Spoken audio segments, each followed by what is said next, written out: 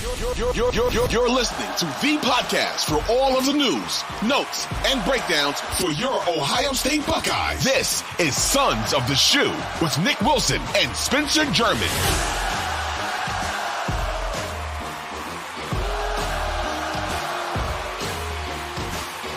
Sons of the Shoe is back. It's Spencer German riding solo.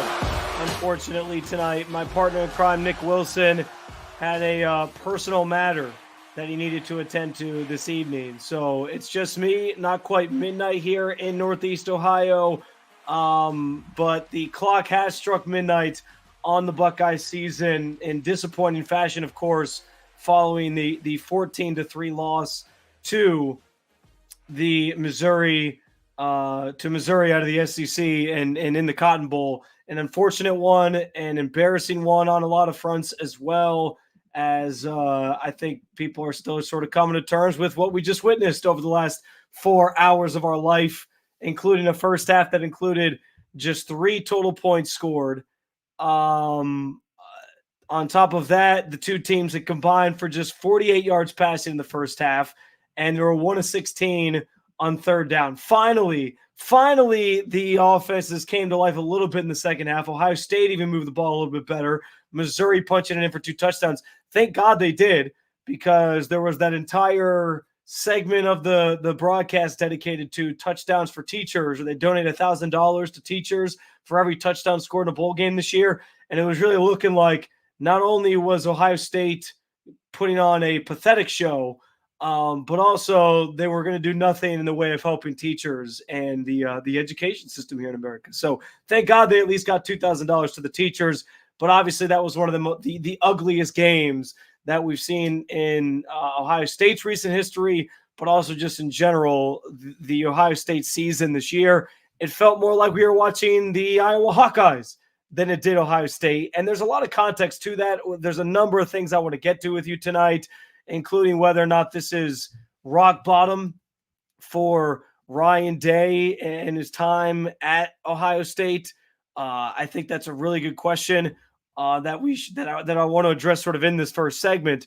But I do, in general, just want to kind of talk about the game at face value and what we witnessed tonight, because even though it was a lot of bad, especially on the offensive side of the ball, there was some good things that we saw in this game as well, and potential for some more good in 2024 if some players are truly coming back and committed to this program longer term and not necessarily just going pro. So I guess I'll start in that vein with the fact that I'm trying to balance freaking out completely and saying, yeah, the sky is falling on the Ohio State Buckeyes program, with the fact that there is some important context here.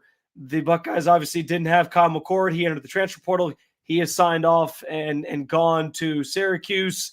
On top of that, you have Devin Brown starting, and it seems like the game plan was obviously built around him specifically, as expected, as the guy taking the reins of this offense.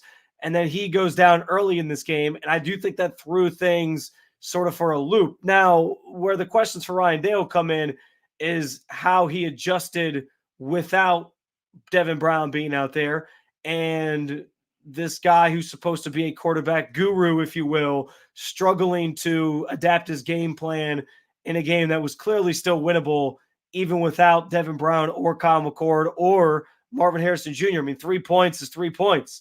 It's not enough for an Ohio State team that's obviously thrived on putting up points this year, even in a down year, we'll call it, in terms of offensively and the quarterback play that they were getting. You still expected more from this team. So I will get to that. But I do think there were some positives in this. I think the defense looked outstanding. I think if you're talking about a team moving forward into next year that can bring back a lot of these guys, and the word on the street is that apparently a number of these guys are considering coming back. We saw the quotes from Jack Sawyer, who had a massive night on the field. I can't say enough about the game that Jack Sawyer had, particularly because I've been very critical of him. Not so much from a standpoint of like calling him out saying, "You stink, what are you doing?" But 3 sacks tonight, 4 total tackles to go along with an additional quarterback hit as well tonight. And he was a disrupting force along a defensive line that played very, very well in general, I thought, in this game. And that was very promising. Again, when you're looking at a group that could return a number of guys that may choose to not go to the NFL.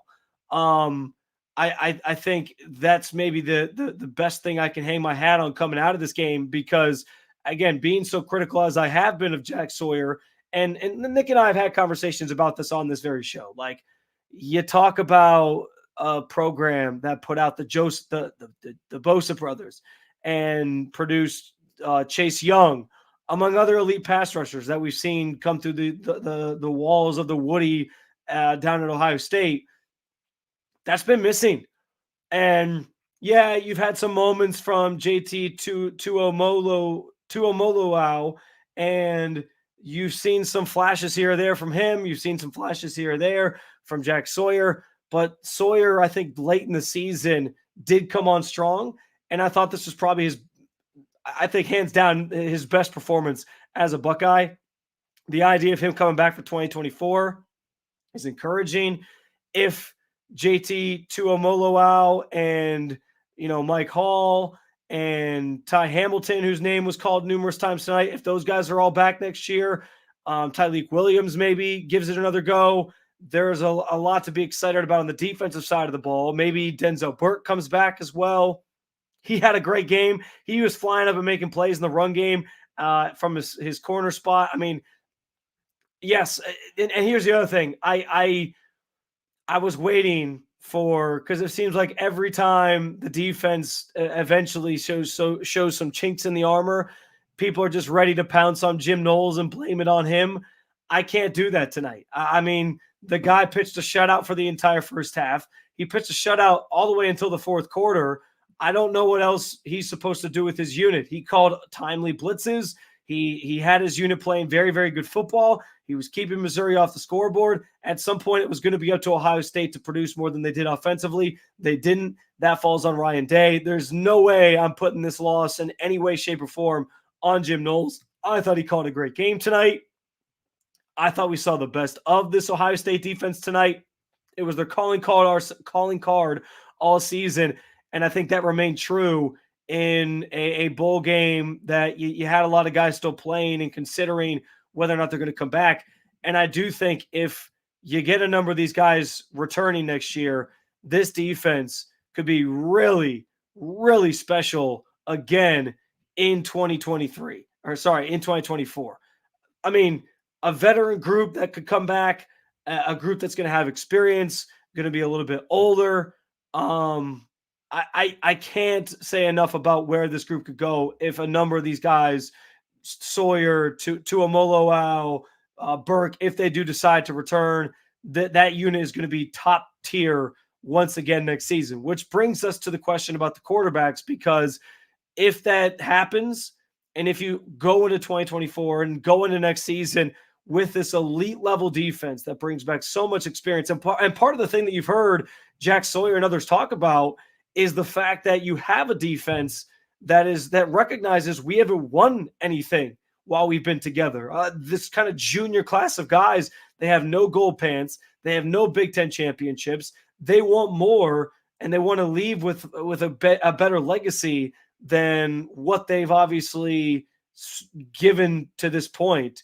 And so I think like that speaks for itself. It's kind of a driving force in some of these guys and what they're going to decide to do here in the coming weeks.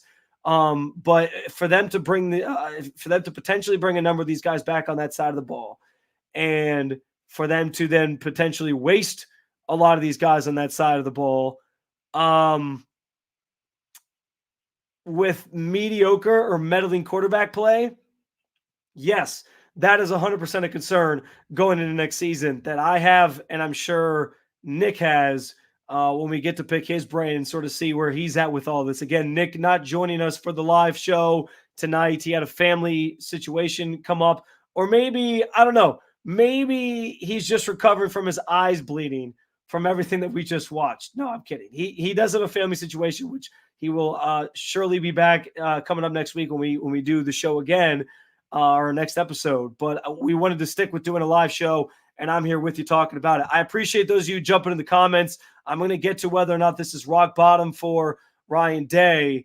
A lot of different people chiming in. I do appreciate it because I'm going to need you guys certainly jumping in throughout to give us some content here for the remainder of the show. I want to go to Radu, who chimes in a whole bunch on the show. We always appreciate your listenership and your commentary when we do these live shows on YouTube. He says they will never win anything with Ryan Day running the ship into the ground.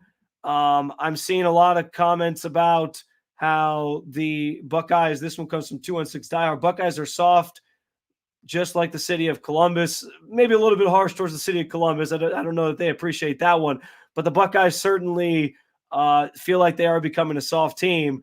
More questions about Ryan Day. Ryan Day is the problem. The only problem. Why is Parker Fleming here? Ryan Day. Why was our center suspended for something soft? Ryan Day. He is the problem. Yeah, that was an interesting conversation I picked up on leading into this game, in that you had a different sort of setup to the offensive line in starting Matt Jones at center tonight instead of Carson Hinsman. And I don't know how much that played into things. There was a couple of false start and there was a delay of game penalty early on. The pre-snap stuff was an issue early on in this game. And I don't know how much those sort of the shuffling of players around that defensive line were a factor in that. But I do think there was some questions there as to why that was the case and why he was tweaking some things here in a bowl game, changing what's kind of, I guess, worked to an extent for this team, or what was the status quo for this team. And I don't know that I have a full answer to that. I haven't obviously seen Ryan Day's comments on some of these things. So we'll have to wait and kind of see how he addresses that. But yeah, I think you can't beat around the bush with Ryan Day anymore. And this leads us into the big question that I have coming out of this game in relation to Ryan Day, which is this rock bottom during his tenure at Ohio State? Listen, you're never going to be able to tell me or tell anybody otherwise that the three losses to Michigan weren't rock bottom moments and in his time here at Ohio State. But to follow up the loss to Michigan last year, let's backtrack for a second. Last year, you lose to Michigan, but you still make the college football playoff. And you give Georgia a damn good run, just about beat them. If we're still sitting here asking ourselves today, nearly a calendar year later, if Marvin Harrison Jr. doesn't get hurt in that game, are we talking about an Ohio State team that is actually a championship winning team? Because I think they go on and probably beat TCU if that's the case, if that happens, if that field goal is good, or if Marvin Harrison Jr. doesn't get hurt, because Georgia had no answer for him, straight up. So I think that was kind of a saving grace to a disappointing season that ended with that loss to Michigan last year. You felt pretty good. Okay, the future's still bright. Ryan Day maybe salvaged some things, quieted the haters a little bit by putting on a good show against the top tier SEC team in the college football playoff. You saw CJ Stroud play the game of his life, and you felt pretty good about, okay, this season didn't go the way we planned, but everything's going to be okay. 2 years before that, you lose to Michigan. You go into you go play Utah in the Rose Bowl, and you get the shootout of a game. And that game also gave you a glimpse into the future, because you had Marvin Harrison Jr. breaking out. You had Emeka Egbuka breaking out. You had CJ Stroud paving the way for what year two with him under center was going to look like. So you at least walked away from the previous two losses to Michigan with reasons to feel positive. Whether it was 2 years ago, okay, CJ Stroud looked really good, and he's still got a plethora of weapons at his disposal, new young blood coming through that's just going to tear it up at Ohio State and be this next tier of great receivers at Ohio State. that should help the Buckeyes offense and help them be this just dynamic, dominant group again. And then last year, yes, it hurt probably more than a Cotton Bowl loss, a meaningless Cotton Bowl loss to Missouri does this year, because it was the college football playoff. It was a chance to win a national championship. I think all that's true, but you still walked away feeling better about things when the season ended.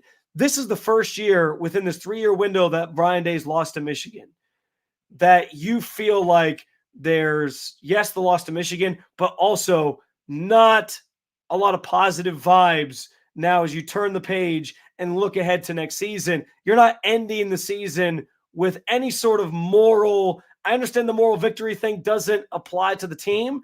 I don't believe in that stuff in terms of in the locker room, but I do think that from the outside looking in as fans, it feels good for us to find something that we can sort of hang our hat on. I don't know that you're feeling that, the warm and fuzzy vibes with this team now after the performance that we saw in that game. And again, I brought up the context of no Kyle McCord, he transfers. That probably throws a wrench into what you've done all season long with him under center. Devin Brown gets hurt in the first half, and that obviously proves to be costly for you in a game that you were basically building around him and hoping to get, from our perspective, and I'm sure from Ohio State's perspective and Ryan Day's perspective, you were hoping to kind of let that be an audition or a tryout of sorts for him to kind of get a feel of what he brings to the table, what you have in him, if he's going to be this next quarterback in line for you, and if he can run this offense and run this team. And we were deprived of that because he goes out with that injury. And I'm sure that did throw a wrench in things. But at the end of the day, guys, if Ryan Day is touted as some quarterback guru, some quarterback genius, for him to not be prepared enough, and he sounded like he had no answers for what he was going to do with Lincoln Kienholz at halftime. They asked him straight up at halftime, what are you going to do without Devin Brown? What are you going to, how are you going to approach this game? And he said, he kind of, the tone in his voice, he was kind of like, well, we got to figure it out with, we got to figure out what we can do with Lincoln. How do you not already know? How do you not already know in some way, shape, or form what you have in that guy and have at least some sort of game plan set?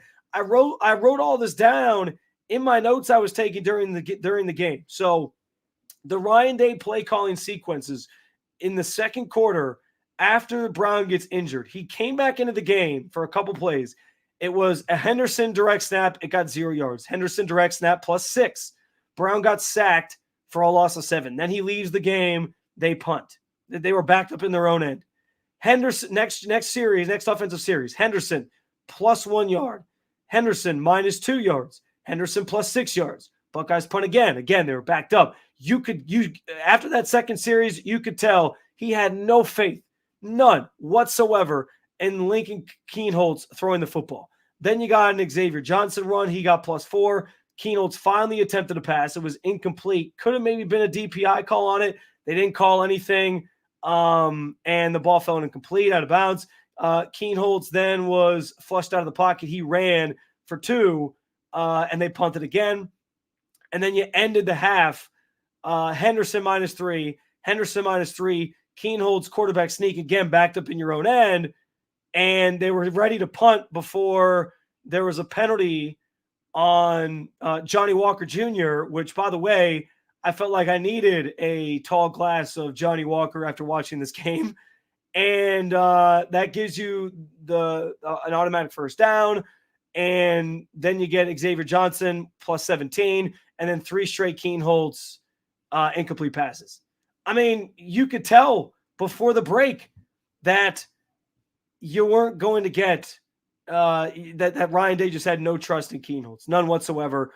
And it felt like a letdown that this guy who's supposed to be some quarterback savant and offensive guru just had nothing in terms of answers once he lost Devin Brown. And that does feel on some level inexcusable. You'd be hard pressed to find a moment that feels more like a rock bottom moment than this for Ryan Day, in another season that ended with a loss to Michigan. And now this was your display in a bowl game. And I get it. I don't want to be hyperbolic about what this game meant. it was a meaningless bowl game in the Cotton Bowl to a Missouri team that obviously had a good year, and that generally I think you were better than on paper and in this game for the majority of it, 3 quarters. Defensively, you dominated them.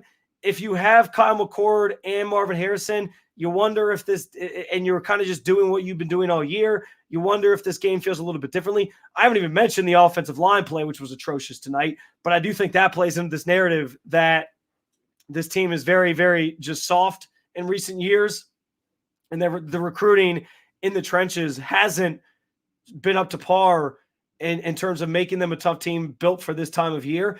And that never would have been the case, by the way, under Urban Meyer. So listen, I'm caught between a rock and a hard place when it comes to Ryan Day, because on one hand, I guess the feather in the cap you hang on to going into 2024 is that he kept together the recruiting class this year, a top 2 recruiting class in college football, and that you got a lot of talent coming in. But beyond that, like, is it just going to be more of the same? Is it just going to be, the nickname from Marvin Harrison Jr. this year, Maserati Marv, that Gus Johnson used to bring up on the broadcast each and every time he'd call an Ohio State game? It seems fitting for the way this team is built. There are a bunch of Maseratis. There are a bunch of sports cars. They're fancy. But you know what? You're not taking them out in bad weather. You're not taking them out when you're worried about getting a scratch on them. And I think this team is very much played like that. And I don't think it's just the receiver position. I think it's across the board. I want to know what they're going to do to address the offensive line situation, because right now they're not linked to any of these big name players in the transfer portal. I don't think they've landed a single one to this point based off my recollection and what I've been keeping tabs on. They obviously have tried to recruit and make amends on the defensive line with recruits that they're bringing in, most notably in Edric Houston, who stayed committed to the Buckeyes. So that was good news, but I still think they've clearly missed out on some talent in regards to that area as well. I think that what we've seen from Ohio State in recent years and down the stretch of this season is that recruiting and talent in the trenches matters maybe most of all. And I'm not going to put that there's still a question to answer at the quarterback as well, but clearly the offensive line play tonight hindered what Keenholz could do, what Devin Brown could do, because even when Devin Brown was out there, he was running for his life. I don't even know if we would have gotten a clear picture of what Devin Brown was, because this offensive line was similarly atrocious for him. So there's a lot more questions than answers on the offensive side of the ball right now, and Ryan Day is going to have to answer to that. Like, that falls squarely on him. It falls squarely in his lap. I don't know that they're – let me put it to you this way. For them to be so timid in pursuing quarterbacks in the transfer portal because they're worried about disrupting whatever recruiting situations they have, and I understand Aaron Nolan is coming in, but I don't know. It's not even I don't know. This team cannot go into 2024 and expect that the current quarterback situation is going to be enough, unless the plan really is to start Aaron Nolan to quarterback as a true freshman, which would be abnormal for them and abnormal for this program. They got to go get somebody, because I think starting the year with this group that they have is going to mean you waste potentially a really, really good defense with meddling quarterback play, and that cannot be the case. Ryan Day, the pressure is on. He's going to have to win now when it comes to next year. He can't lose to Michigan again. They need better quarterback play, and they need better offensive line play. They have some things to address and answer here coming up in the offseason, both in the transfer portal and elsewhere, in terms of recruiting and what they do moving forward beyond the class that's going to be coming in this spring and into next summer, into the 2024 season. All right, we're going to take a break from this first segment. We've dissected a lot here. There's a lot of people chiming in on Ryan Day and want to get their thoughts off and their shots off on Ryan Day and his tenure, and we'll address some of those coming back. I also think, guys, I saw a tweet during the game, and we got to get to this, because as we talk about the quarterback play and we talk about what awaits next for this team and this program at the quarterback position, people were waiting. People were lurking, ready to come to the defense of Kyle McCord I'm going to tell you why the narrative that we need to apologize to Kyle McCord is a little bit overblown here. And I think it's been overblown for over a month. Let's take a break here on Sons of the Shoe and hear from a word from our sponsors.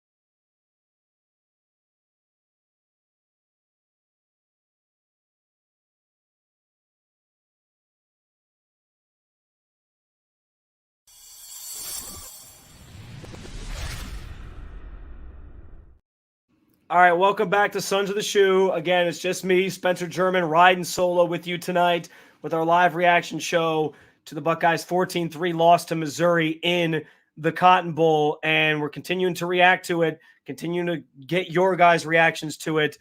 A lot of different takes coming in on Ryan Day. I'll go back to Radu, who says in 2024, the only goal is getting rid of Ryan Day. We got Esco jumping in. Ryan Day coaches soft, and his players reflect it. These are all, listen, I think that point from Esco is spot on in that we've seen this team play the way that Ryan Day is coached in a number of different games and scenarios. When he puckers up, they pucker up. And in this game, the offense didn't look aggressive. They looked like they didn't have a game plan. They looked like they were shell-shocked once Devin Brown went out, which is weird because you had already lost your starting quarterback for the season. Why not be prepared for all outcomes? And if Ryan Day is supposed to be some offensive wizard, I do think he has some things to answer to here in a loss where you only put up 3 points. Back to Esco again. Tell Texas A&M about recruiting classes. Again, another really good point in that how many times have we seen Texas A&M or Ole Miss or some of these other programs put up a program best recruiting class, bring in all these top recruits and have, by all the metrics and grades, be one of the best recruiting classes in the country on 24/7 Sports and ESPN and all the sites that grade those things. And then it equals nothing, right? And this is my fear with Ohio State. Like, this is my fear what you become if you either wait and hang on to Ryan Day too long because you think you're not going to get any better, or you do move on and you don't bring the right guy in to replace him. That's where this is such a dilemma for me at times, and I go back and forth on it because on one hand, like, yeah, Ryan Day's still landing the like top recruiting classes, and he's generally still having success in the field.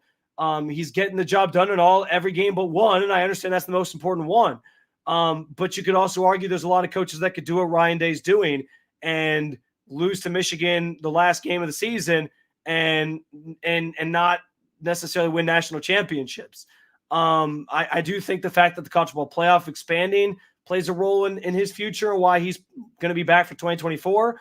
But yeah, I do think the pressure is certainly going to be ramped up for him. It already is ramped up for him in that you can't lose to Michigan again. Absolutely, it is inexcusable if you lose to Michigan again.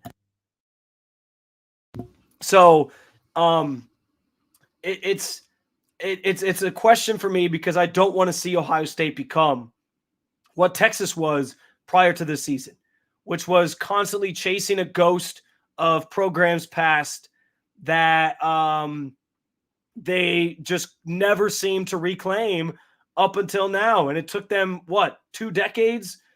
Not quite 2 decades, but a decade and a half to finally get back to prominence where they're competing for national titles and finding the right coach to kind of pull the strings. I understand Ohio State's always going to be a brand. They're always generally going to bring in top-tier recruits. But if you don't bring in the right coach, then it could all backfire on you as well. So it's a problem because I'm not 100% sold that Ryan Day is the guy moving forward long-term. But I'm also not sold that you have a clear-cut answer out there right now to take his place and keep things flawlessly moving in the right direction without reverting to being kind of a outside of the top tier, a top tier brand, but a second tier, third tier program in terms of the product you're playing on the football field. So that's the dilemma for me. But I do think that this game has gotten me closer to wanting to explore what other options are out there than not, because of the fact that Ryan Day looked like he was lost out there with, and I understand the situation again. You lose Devin Brown, who you game plan for throughout the entire month ahead leading up to that game. But to me, it's inexcusable to put up 3 points in that game when you still have some of the weapons that you have. Emeka Egbuka out there, Travion Henderson, who we also didn't talk about in the first segment, reacting to the loss. He, I thought, had a really good game, minus the fact that the offensive line struggled. And because he didn't trust Lincoln Kienholz, Missouri was able to just kind of fill in the box. Load up the box, and take him away, bank on the run game being the what the Buckeyes were going to utilize, and slow him down. But in spurts, you saw that explosiveness. You saw what made him a great player this season and in previous seasons. And if he can come back too, you have a true weapon in the backfield there for the Buckeyes, which is also encouraging. But again, is it all going to go to waste because of the offensive line and mediocre quarterback play? Those are things that the Buckeyes are going to have to address now into the offseason.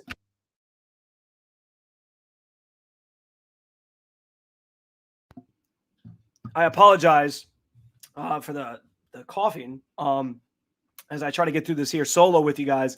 As we continue to react to the 14-3 loss, I asked the question on the other side coming into this segment, and I do want to remind you guys to please subscribe and follow the Sons of the Shoe podcast at the 92 to the Fan YouTube page, where some of you are watching this already, and wherever you get your podcasts, including Spotify, in the Odyssey app, Apple Podcasts, wherever, because we appreciate being a new podcast, your support, and we're going to keep this thing going into the offseason, continue talking about Ohio State football, and we certainly need your help and your viewership and listenership to keep this thing rolling.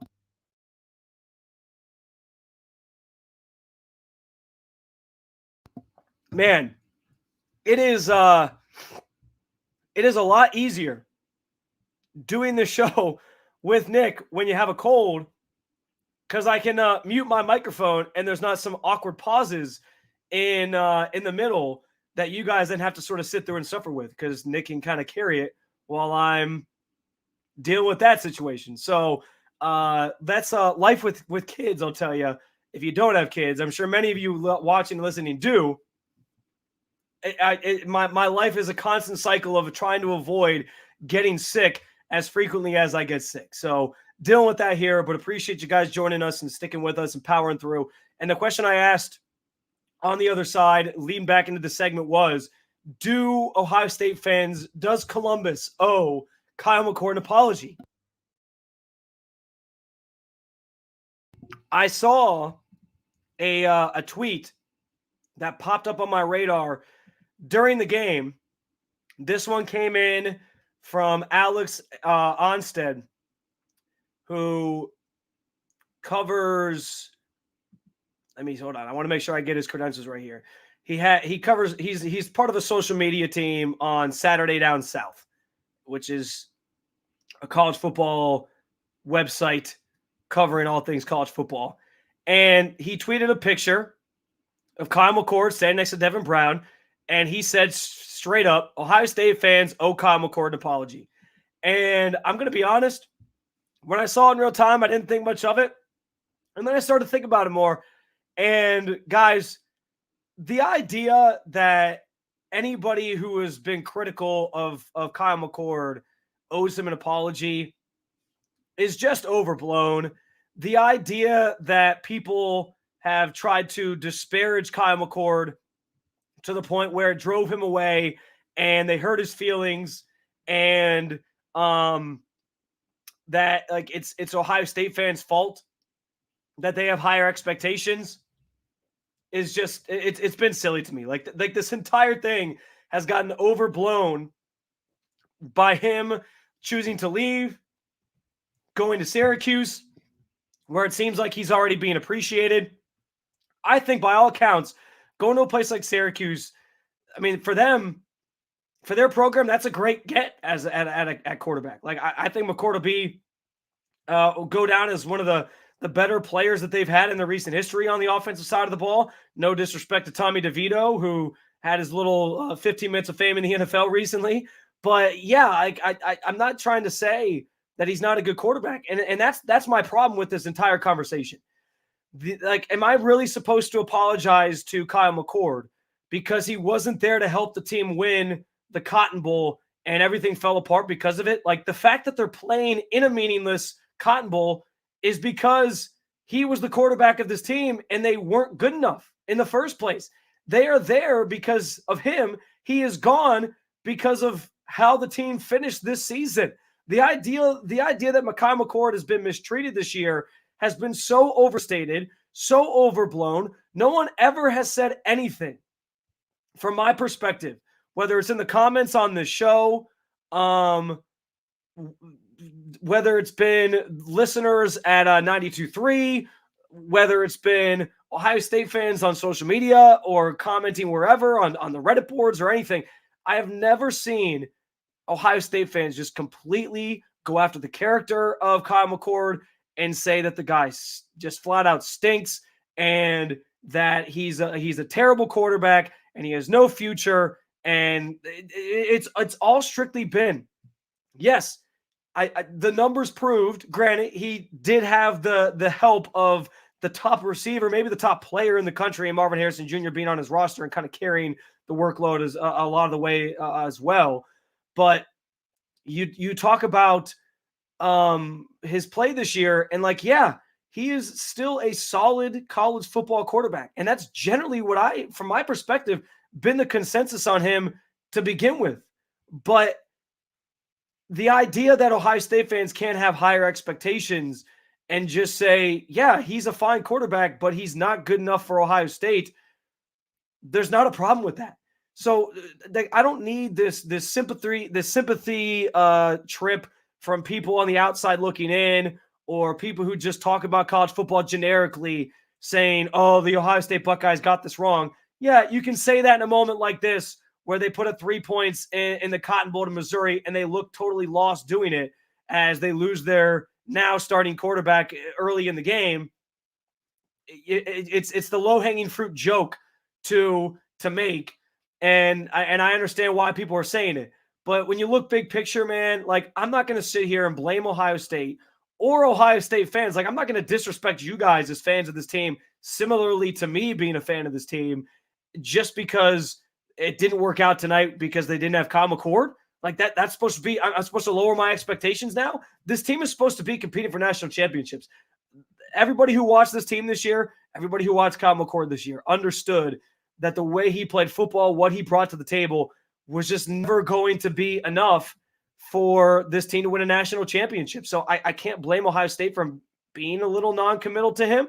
I also can't blame him for trying to go find a place where he maybe would be appreciated a little bit more and where he thinks he can maybe thrive a little bit better. Maybe not thrive a little bit better, because I don't know that you're going to get better than a receiving core next year of Emeka Egbuka, assuming he comes back, a potential return in Travion Henderson at running back, and got receivers like Jeremiah Smith and Carnell Tate also returning.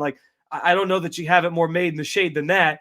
But yeah, there is a lot of pressure to perform at Ohio State. That comes with the territory.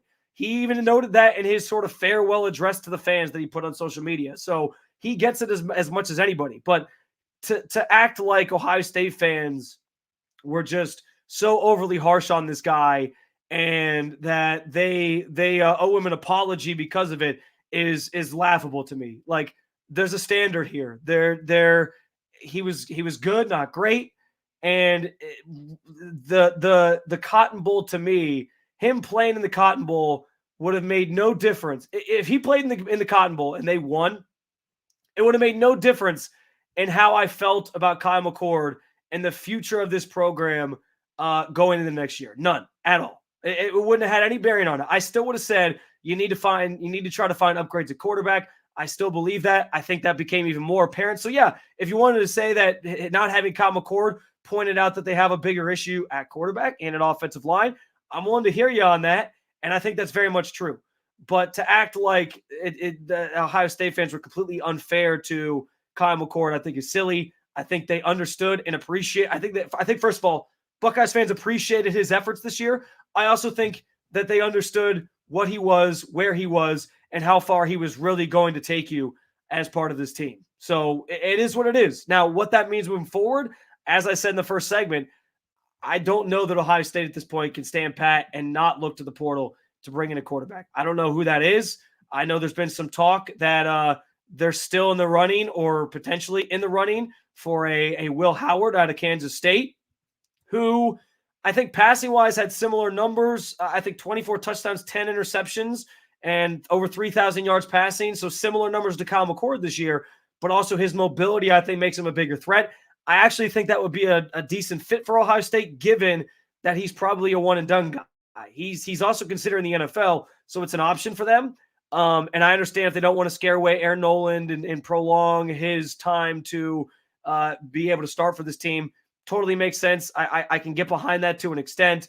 But I don't think you can possibly like if I have to hear Ryan Day a couple weeks from now or when spring ball starts and they haven't addressed the quarterback position and he sits there and tries to tell us and act like we're stupid and tell us that, yeah, we're going to go into this thing as an open competition at quarterback between those three guys. Like, it's going to make me nervous because we saw what that looked like this year. And that's no disrespect to Aaron Nolan. I think Aaron Nolan's going to be a great player, but is he ready to play year one is the question. Are they willing to start a quarterback year one is another question. They don't normally do that. Maybe they are. And maybe that's why they feel comfortable with where they're at. And that's going to be the game plan. But at face value, knowing that that's not usually the case, true freshmen aren't usually starting at Ohio State at quarterback. I can't possibly feel good about the idea of them going into the next season with what they have and not addressing it through the portal. One other thing I want to get to before we take another break and get to a word from our sponsors, and we'll wrap up with the Michigan Panic Meter and, of course, bringing back for the first time since the end of the regular season, love it, like it, or leave it. It's been a while since we've done it, but I have it covered. I'm doing it solo, and we'll get to that coming up. But I was asking the question, and Nick and I were actually, to make it clear, Nick had every intention of doing this show tonight up until a certain point when some family things arose, because we were texting back and forth. We were throwing out topic ideas. He was talking about how he was really excited to see Keenholz come into the game.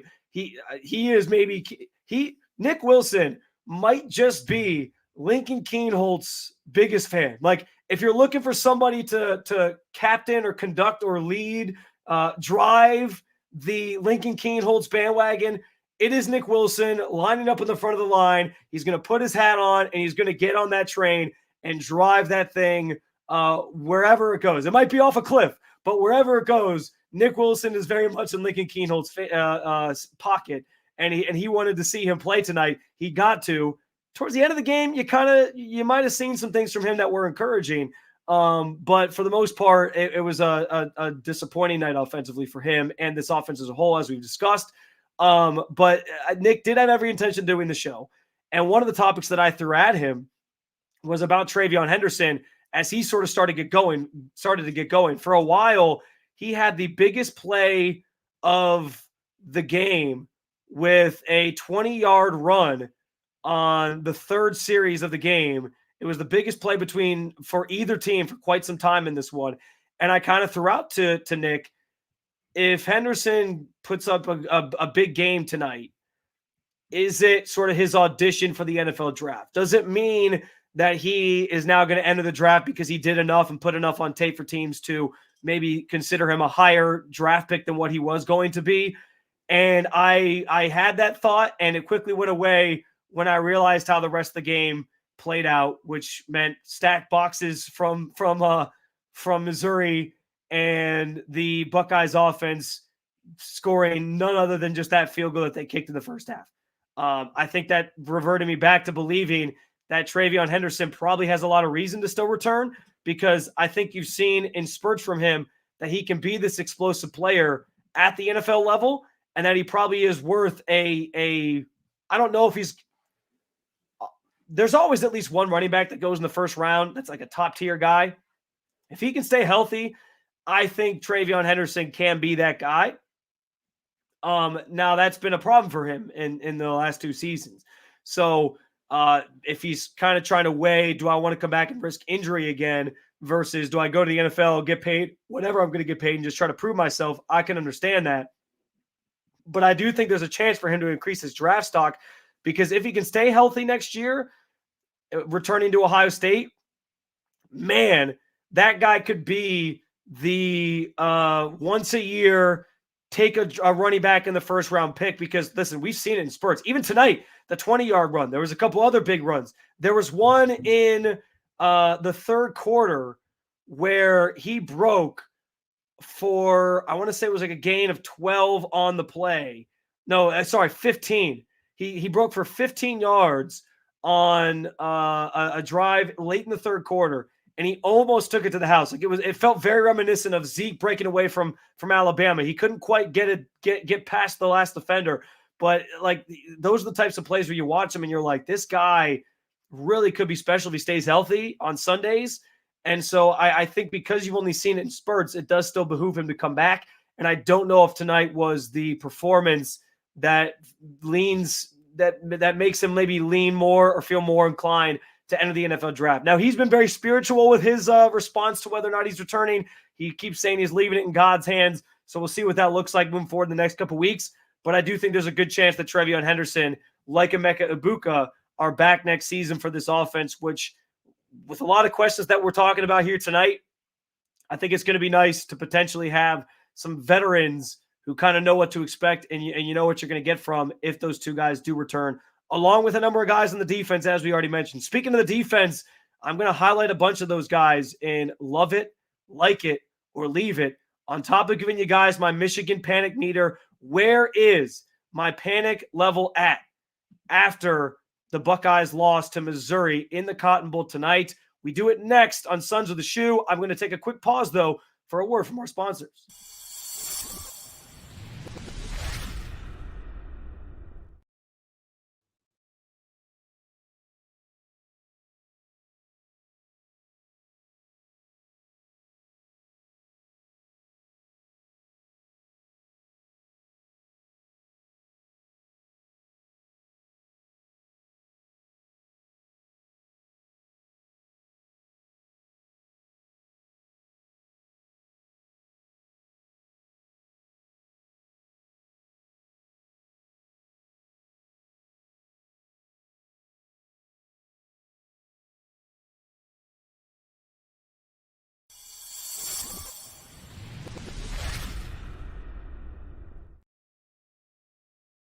Final segment of Sons of the Shoe, our live reaction to the Cotton Bowl, which wrapped a little bit over an hour ago.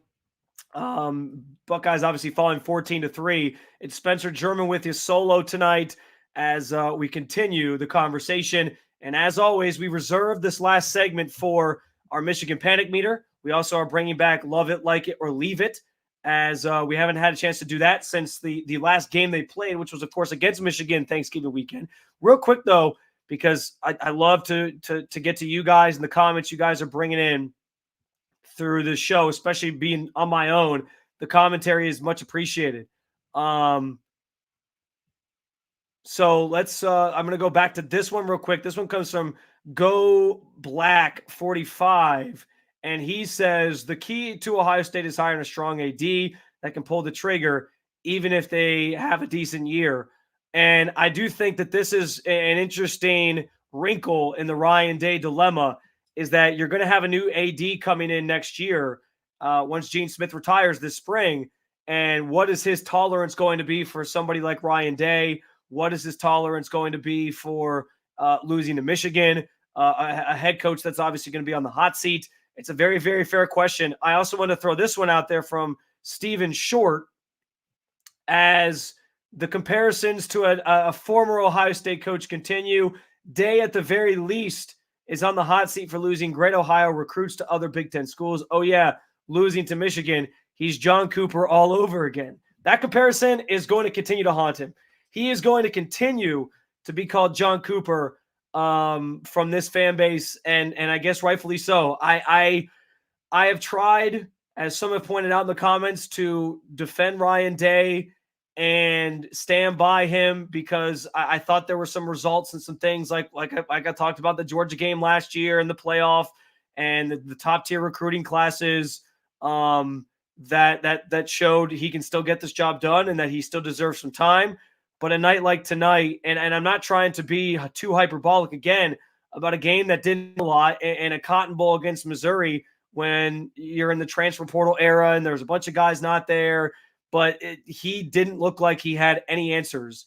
And normally, even in this era of college football being what it is, again, Urban Meyer always had his teams ready for these games. And he always had a lot of guys willing to still play, even if they had NFL aspirations that they were sort of putting on the line or risking. And we didn't see that. We saw some of the latter, I guess, in this example, but we didn't see just the readiness from this team, specifically on offense. And listen, anytime you're talking about the offense and anytime you're talking about quarterbacks and and scoring points and all these different narratives, it's going to end up being egg that Ryan Day has to wear on his face flatly. Like it's on him. It ultimately falls 100% to him. And that's where we're at, I think, with this loss. All right. So with all that in mind, we need to get to the Michigan panic meter. And Nick always likes to point out that I, like you, being a fan, a diehard fan of this team. And I've talked about this before, guys. Like I'm a fan of a number of teams through my sports loving lens and life that I live and lead. But the two that really seem to really draw my emotions, that I get emotionally attached to the most, are the Boston Red Sox, which you notice behind me, the Fenway Park picture up there. I am not shy about the fact that I'm a Red Sox fan living in Cleveland. Yes, I understand that's going to get some slander from people. But the other one is Ohio State. Like I ride that emotional wave with this team as much as anybody. My wife and I do. My wife does the exact same thing. So we very much, bounce off of each other, just being negative about the state of Ohio State. She went to bed, by the way, before the first half was even over. She said she had seen enough. And it was probably a good move because I feel like that game took years off my life. But so she actually sometimes can be a little more hyperbolic than me. But because I ride that wave, as Nick likes to point out, I'm going to go from being in the light gray last week, literally a week ago, to now moving into the light scarlet all of a sudden. Because I think that tonight was a game that exposed some true problems with this team, most notably with the offensive line, most notably with the quarterback position, and leaves some more questions rather than answers about Ryan Day. And that's maybe the best way to put what I talked about earlier in the show is I think previous years, yeah, you lost to Michigan, but you at least walked away from the season feeling like there were some answers to the problems that you saw. You responded with a win in the Rose Bowl over Utah a couple years ago, a lot of new faces, big name players bursting onto the scene in that game, and you felt good about things. Last year, okay, you lose to Michigan, but you go to the playoff. You take Georgia to the break, almost win it, could have won a national championship, and you fall short. And so all of a sudden, you feel like there's still some potential and some momentum moving in your direction with this team. And this year's the first year where it's just like carpet ripped off underneath you. You lose to Michigan again, and then you run into a brick wall in this game, and it just feels very discouraging and dilapidating. And we now have to have that image, the image of this Missouri loss, burned into our memory for the next 6+ months before we get ready for a new season in the fall, which is just miserable to think about. I will say, because I ride that emotional wave, are you guys in agreement with me that a win over Michigan, a loss by Michigan to Alabama in the college football playoff would make me feel better about things? I think that's kind of the emotional swings of this rivalry and of this Ohio State Buckeyes team, is that you ingrain yourself not only in what your team is doing, but also what your biggest rival is doing. So if Michigan goes out on Sunday, or sorry, on Monday, and they lose to Alabama, I will revel in it. I will laugh at their expense, especially if it's a lopsided affair, how they didn't belong in the playoff. And guess what? Michigan fans can throw it right back in my face and say, well, neither did Ohio State. And we beat you guys in 3 years in a row, blah, blah, blah. And they'll be right. But it feels a little bit better knowing that Michigan gets nothing and they lose, in the words of Willy Wonka, as well, if Ohio State can't have nice things in any given season. All right, I'm going to get you out of here with this to wrap up our post-game edition of Sons of the Shoe as we put the finishing touches on our recap show from the Cotton Bowl, a miserable 14-3 loss to Missouri, where it seemed like Ohio State just had nothing offensively, no answers, absolutely zilch, nada, which that'll tease nicely into what my leave it'll be. But I start with love it, like it, or leave it with my love it of the night, which is going to be a player I mentioned earlier in the show, Jack Sawyer, 3 sacks tonight, the performance of his life, maybe not his life, but his Ohio State career, his Ohio State Buckeyes life. He put on a show. He was fantastic, had me reminiscing and thinking back, flashing back to the Bosa brother days here at Ohio State. It was really good to see him burst out in a big way, and he, I think, has come on strong in down the stretch of the season in general this year. So that was encouraging, and the fact that he said leading up to this game that he is more than likely to return to Ohio State is an encouraging thing, because I think this defensive line with him and some others that might come back could be really, really good again next year. My like it is going to be sticking on the defensive side of the ball. Denzel Burke, who was also great, flying up, making plays in the run game, but also the defense as a whole. And I'll even lump into it, this is kind of a bundled like it, Jim Knowles. I thought Jim Knowles was great in this game. It's the one sort of positive, if you're trying to find anything positive to take away, the play of the defense and his play calling, I thought was great. And I think largely all year that's been the case. I know people are always looking to blame him. I know people are always looking to throw him under the bus as a problem. But guys, he's gotten a lot out of this defense. He was the defense was the reason Ohio State was 11-1 on the season. He was without Jim Knowles and the effort he put into this team this year. And generally, year 2 with Jim Knowles goes really, really well, as it did for the Buckeyes. I don't know where this team would have been otherwise. I can't say enough about that group. They were really, really good. They got better, I think, as the season went on, and certain individuals got better as the season went on, including Jack Sawyer, who I mentioned. So I was blown away by their effort tonight. Let's put it this way. When I get off the air here and wrap up this live show, I will go to bed dreaming about that dominant defense and the potential that it could look very similar next year. And I will be hoping that keeps away the nightmares of whatever the hell it is we watched from the offensive side of the ball. And that'll do it for like it. Let's go to leave it to wrap up the show.